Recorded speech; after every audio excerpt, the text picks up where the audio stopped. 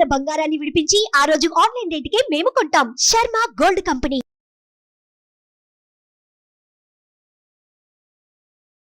Hi, welcome to our channel. ఈరోజు మనతో పాటు ఉన్నారు జ్యోతిష్య వాస్తు పండితులు, జ్యోతిష్య వాస్తు శిక్షణ నిపుణులు బ్రహ్మశ్రీ నానాజీ పట్నాయక్ గారు. నమస్కారం గురువు గారు.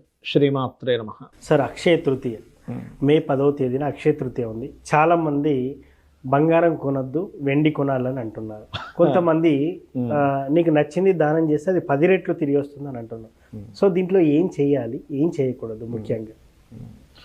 అక్షయము అంటే క్షయము కానటువంటిది, సింపుల్గా అర్థం చేసుకోవాలి. ఎందుకు క్షయం కాదు? ఆ రోజు ఉండేటువంటి తిథి ఎలా ఉంది, ఆ రోజు ఉండేటువంటి ప్లానటరీ పొజిషన్స్ ఏమిటి అనే దాని మీద మన మహర్షులు దాని మీద అధ్యయనం చేసి ఈరోజు ఇది చేసుకుంటే బాగుంటుంది అనేటువంటి చెప్పారు. అయితే బంగారం కొనుక్కోవడం దోషమేమి కాదు, హ్యాపీగా కొనుక్కోండి, తప్పేం లేదు దానివల్ల. కాకపోతే ఆ రోజు కొనుక్కోవాలనే సిద్ధాంతం ఏమీ లేదు అనేటువంటిదే చెప్తూ ఉంటారు శాస్త్రాల్లో కూడా. నాట్ మ్యాండేటరీ ఏం కాదు, మీరు కొనుక్కోండి, తప్పేం లేదు. అంటే వీళ్ళ ఆలోచన ఏమిటంటే బంగారం కొనుక్కుంటే కాస్త ఆ రోజు కొనుక్కుంటే ఎప్పుడు కొనుక్కుంటూ ఉంటాం కదా. ఎప్పుడు కొనుక్కుంటామంటే ఏమిటి దాని అర్థం? మనం ఫైనాన్షియల్గా బాధపడకుండా ఉంటాం కదా అని ఒక చిన్న ఆశతో కొనుక్కుంటారు, తప్పే ఉందండి అందులో. సో కొనుక్కోండి, కొనుక్కునే వాళ్ళు కొనుక్కోండి. కాకపోతే ఏం చేయాలి అంటే ఆ రోజు శాస్త్రంలో చెప్పినటువంటిది మనం చూడండి. ఇప్పుడు ఉన్నాము, ఈ మనుష్య జన్మలో ఉన్నాము. నీళ్ళు కావాలంటే పోయి కొనుక్కొని వస్తాం, 20 రూపాయల బాటిల్, లేకపోతే ఇంట్లో ఆఫీస్లో ఉన్నది ఇంట్లోనే తాగుతాం. వేరే జీవికి వాటర్ కావాలంటే పరిస్థితి ఏంటండి? అవును, ఒక పక్షిగా పుట్టాడు ఎవరో, ఈ జన్మ అయిపోయి పక్షిగా పుట్టాడు మనిషి. వాటర్ కావాలంటే ఎంత కష్టం అనుకుంటున్నారు? అవును, అసలు ఎక్కడుందో ఇన్ఫర్మేషన్ లేదు. వాటర్ ప్లేసెస్లో ఉండే పక్షులకైతే పర్లేదు, కానీ మామూలుగా ఇక్కడ సిటీలో ఎక్కడ దొరుకుతుంది? దాహంతో అలమటించిపోతుంది. ఏ జీవరాశికైనా కూడా వాటర్ ఈజ్ మోస్ట్ ఇంపార్టెంట్. కాబట్టి నువ్వు ఈ జన్మలో మనిషిగా పుట్టావు, రేపొద్దున నువ్వు చిలకగా పుడతావో, పక్షిగా పుడతావో, లేకపోతే ఇంకోటి ఏదో సర్పంగా పుడతావో మనకు తెలియదు. దాహం అయితే వేస్తుంది ప్రతి జీవరాశికి. ఇట్లాంటి ఎండాకాలం ఇంకా అలమటించిపోతాడు. అలాంటప్పుడు నువ్వు గనక ఈ అక్షయ తృతీయ నాడు గనక నువ్వు నీటి కుండని దానంగా ఇచ్చినట్లయితే, నీరు పోసి ఇచ్చినట్లయితే, నీకు ఏ జన్మ ఎత్తినా కూడా ఒకటి నీటికి లోటు ఉండదు, ఓకే, మానసికంగా పడే ఇబ్బందికి లోటు ఉండదు. ఎందుకంటే నీరుకి కారకుడు చంద్రుడు. కాబట్టి నువ్వు ఏ జన్మ ఎత్తినా, ఇప్పుడు చూడండి, మనం ఎన్ని డబ్బులున్నా మానసికంగా ఇబ్బంది పడుతున్నాం అనుకోండి, ఏం లాభం? ఎన్ని బిల్డింగ్లు ఉంటే ఏం లాభం అండి, ఎన్ని కార్లు ఉంటే ఏం లాభం అండి అంటాం, అంతే కదా. మానసికంగా మనకి స్ట్రెస్ సరిగ్గా లేదనుకోండి, ఉద్యోగం మానేస్తాడు మనిషి. నాకు ఇక్కడ మెంటల్గా బాగాలేదంటాడు. అంటే మనసుకు అంత ప్రాధాన్యత ఉంది. చంద్ర సంబంధించినటువంటి దానం ఏదైతే ఉందో మీకు మానసిక ప్రశాంతతనిస్తుంది. అందుకని ఏం చెప్పారంటే శాస్త్రంలో, నీటి కుండని దానంగా ఇవ్వయ్యా. ఓకే, ఆ నీటి కుండని ఇంత కుండ తీసుకొని అందులో వాటర్ పోసి దాని మీద ఒక మూత పెట్టి దాని మీద కొన్ని సుగంధ ద్రవ్యాలు అంటారు, యాలకులు, ఇట్లాంటి మనం వంటలో వాడేటువంటి ఆ ద్రవ్యాలు పెట్టి దాంతోపాటు దానంగా ఇవ్వాలి. ఆకు ఒక్క కొంచెం ఏదైనా కొంచెం ద్రవ్యం 101 రూపాయలు వాళ్ళ స్తోమతను బట్టి దానంగా ఇవ్వాలి. ఇది యాక్చువల్ ప్రాసెస్. ఇలా కాకుండా ఇంకొకటి కూడా ఉంది దీంతో పాటు చేయవలసింది. ఏమిటది అంటే, మనం ఈ జన్మలో కొన్ని అనుభవిస్తూ ఉంటాం. అంటే ఎలాంటివి? ఉద్యోగం లేదనో, వివాహం అవ్వట్లేదనో, లేకపోతే ధనం సంపాదించలేకపోతున్నామనో, లేకపోతే అనారోగ్యంతోనో, రకరకాలు ఉంటాయి. అన్నదమ్ములతో గొడవలో ఏదో ఒకటి. ఎందుకు అనుభవిస్తున్నాం ఈ జన్మలో అంటే, పాస్ట్ లైఫ్లో దానికి సంబంధించినటువంటి చేయాల్సిన పుణ్యం చేయలేదు, పాపం చేసాం ఏదో సంథింగ్, అందుకని ఇప్పుడు అనుభవిస్తున్నాం. అంటే ఏమిటి? ఆల్రెడీ పాస్ట్ లైఫ్లో దానికి సంబంధించినటువంటి పుణ్యం లేకపోవడం ఇప్పుడు అనుభవిస్తున్నాం. అంటే ఇంకా నెక్స్ట్ జన్మలకు కూడా అది కంటిన్యూషన్ అయ్యే ఛాన్స్ ఉంటుంది. సో దీన్ని దృష్టిలో పెట్టుకొని దానికి సంబంధించిన దానం అంటే చిన్న ఎగ్జాంపుల్స్ కొన్ని చెప్తాను. ఇప్పుడు ఎగ్జాంపుల్, మనకి రెస్పెక్ట్ దొరకట్లేదు, అంటే మనల్ని అందరూ అవమానిస్తున్నారు, మనకి ఇవ్వాల్సిన గౌరవం ఇవ్వట్లేదు అనుకోండి. దానికి కారణం ఏంటంటే, పాస్ట్ లైఫ్లో మనం ఎవరికో రెస్పెక్ట్ ఇవ్వలేదు. అది ఆ కర్మ ఈ రూపంలో వచ్చింది. అంటే ఏమిటి? ఇక్కడ సన్ వీక్గా ఉన్నాడు, వాళ్ళకి గోధుమలు దానంగా ఇవ్వాలి. అలాంటప్పుడు అప్పుడు ఏమవుతుంది? ఈ జన్మలో కొంత మీకు రెస్పెక్ట్ దొరకాల్సినంత దొరుకుతుంది. అది నెక్స్ట్ జన్మలకు కూడా ఈ జన్మలో మీరు ఆ పాపాన్ని పోగొట్టుకుంటారు. గోధుమలు, ఎరుపు రంగు వస్త్రము, గోధుమలు ఇవ్వాలి. ఓకే, మానసికంగా ఇబ్బందులు ఉన్నప్పుడు ఇందాక నేను చెప్పినటువంటి వాటర్తో పాటు బియ్యము కూడా దానంగా ఇవ్వాలి. ఓకే, బియ్యము, తెలుపు రంగు వస్త్రము.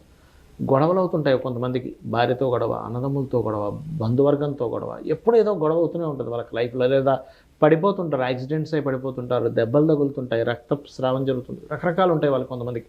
అటువంటి వారికి కుజుడు పాడై ఉంటాడు జన్మజాతకంలో. అలాంటి వారు కందులు దానంగా ఇవ్వాలి అక్షయ తృతీయ నాడు, ఈ కుండతో పాటు. ఓకే. మరి కొంతమందికి ఎప్పుడు బిజినెస్లో లాస్ వస్తూ ఉంటుందండి. అవును. అంటే వాళ్ళ జన్మజాతకంలో బుధుడు పాడయ్యాడు, లేదా లాస్ ఒకటే కాకుండా అప్పుల పాలు అవుతూ ఉంటారు, విపరీతమైన అప్పుల పాలు. అలాంటి వాళ్ళ జాతకాల్లో మీరు గమనించండి, ఎవరి జన్మ జాతకంలో అయినా ఎక్కువ అప్పులు అవుతున్నాయంటే బుధుడు పాడైపోయి ఉంటాడు, because of natural 6th lord కాబట్టి. అటువంటి వారు ఈ దానం ఇచ్చి కాసేపు కూర్చొని అక్షయ తృతీయ నాడు కనుక ఓం అపర్ణాయ నమః మంత్రం చదివారంటే అద్భుతంగా పనిచేస్తుంది. ఓకే. మరి కొంతమందికి ఎప్పుడు ధనహీనత ఉంటుంది, అప్పులు ఉండడం ఒక ఎత్తు అయితే అసలు మనీయే ఉండదు, వాళ్ళు సంపాదించలేకపోతుంటారు. అలాంటప్పుడు బొబ్బర్లు దానంగా ఇవ్వాలి. బొబ్బర్లు లేకపోతే ఏదైనా తీపి పదార్థాన్ని తయారు చేసి కొంతమందికి పంచడం కానీ చేయాలి. అప్పుడు ఏమవుతుంది అంటే ఫైనాన్షియల్ ఇబ్బంది ఏదవుతుందో తగ్గుతుంది. ఓకే. అలాగే మరి కొంతమందికి రోగాలు ఉంటాయి, ఎప్పుడు ఏదో ఒక రోగం, పుట్టినప్పటి నుంచి ఏదో ఒక హెల్త్ ఇష్యూ ఎదుర్కొంటూనే ఉంటారు వాళ్ళు. అటువంటి వారు తెల్ల నువ్వులు నీలం రంగు వస్త్రము దానంగా ఇవ్వాలి. మరి కొంతమందికి ఎప్పుడు ఒక ఇమాజినేషన్లో ఒక భయంలో బ్రతుకుతూ ఉంటారు, అంటే ఏ స్టెప్ వేయాలన్న భయం, ఎటువంటి కాన్సిక్వెన్సెస్ ఎదుర్కోవాల్సి వస్తుంది, ఎందుకంటే వాళ్ళ లైఫ్లో అటువంటివి ఎదుర్కొని ఉంటారు ఆల్రెడీ.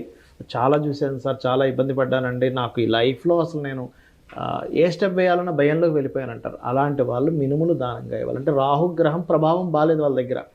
మీరు గమనించండి, ఇప్పుడు ప్రజెంట్ మీనరాశి వారికి, మీన లగ్నం వారికి రాహు లగ్నంలో సంచరిస్తున్నాడు. ఇందాక కూడా ఒక కాల్ మాట్లాడాను, ఆయన ఒకటే అంటున్నాడు, అవసరం మీరు చెప్పింది కరెక్టే, నాకు అసలు ఏం చేయాలన్న భయం పిచ్చి పిచ్చిగా ఉందన్నాడు, బికాజ్ ఆఫ్ రాహు యొక్క ప్రభావం వల్ల. అలాంటి వాళ్ళు మినుములు దానంగా ఇవ్వాలి, దుర్గా ఆరాధన చేయాలి. కొంతమందికి ప్రతిదీ ఆటంకమే, మీరు ఏం చేయాలన్నా ఆటంకం ఏర్పడుతూ ఉంటుంది, సమస్య ముందే మొదలవుతుంది. అసలు ఏదో షాప్ పెడదాం అనుకుంటున్నాం, దానికంటే ముందు ఇంకోటి ఇంట్లో ఏదో అవుతుంది, లేకపోతే ఇంకోటి ఏదో అవుతుంది, అంటే అసలు ముందుకే కదలదు. ఎందుకు?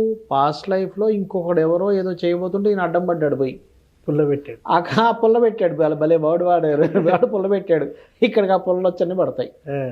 అందుకని ప్రతిదీ కర్మే వేధిస్తూ ఉంటుంది. 100% కర్మే, అందులో డౌట్ లేదు. సో ఆ కర్మ మీకు తగ్గాలి అంటే ఉలవలు దానంగా ఇవ్వడము, గణపతి ఆరాధన చేయడం, ఇవి ఈ పర్టికులర్ అంశాల్లో ఏ అంశం మీద మీరు ఇబ్బంది పడుతున్నారో చూసుకొని దీనికి సంబంధించినటువంటిది. లేదా ఒక్కోసారి వివాహం అవ్వదు, ఉలవల దానము బొబ్బర్లు దానం ఈ రెండు కలిపి ఇవ్వాలి కొంతమంది. అలాగా మీకున్న సమస్య ఏంటి, దానికి సంబంధించినటువంటి దాన్ని దానంగా ఇవ్వడం, ఈ కుండ దానంగా ఇవ్వడం చేయాలి. ఇక బంగారం కొనుక్కుంటాను అంటే కొనుక్కోండి, కానీ శాస్త్రంలో చెప్పింది ఏంటంటే నువ్వు బంగారం కొనుక్కొని అమ్మవారి దగ్గర పెట్టి, అమ్మ నీ వల్ల నేను కొనుక్కోగలిగానని, ఇంకా మీకు బాగా ఎక్కువ డబ్బులు ఉంటే ఇంత బంగారమైన దానంగా ఇవ్వాలి. అయితే ఈ బంగారం దానం తీసుకునే విషయంలో చాలామంది శనిదానం అనగానే భయపడతారు, కానీ బంగారం దానంగా నేను తీసుకుంటా అంటారు. కానీ చాలామందికి తెలియని విషయం ఏంటంటే నువ్వు బంగారం దానం తీసుకుంటే చాలా గాయత్రి చేయాలి, అంత ఈజీ కాదు. అంత ఈజీ కాదు. బంగారం నీవు తీసుకుంటున్నావంటే చాలా గాయత్రి చేయాలి, శనికి చేసేదానికంటే కూడా ఎక్కువ చేయాలి. ఈజీగా ఊరకనే తీసేసుకొని జోలు పెట్టుకుంటా అంటే కుదరదు. ఎందుకు సార్ అలా? అయ్యో ఏమనుకుంటున్నారు మీరు, మీకు ఒక దానం వచ్చిందండి, వచ్చింది మీరు తీసుకున్నారంటే ఆ కర్మ మీరు తీసుకుంటున్నారు.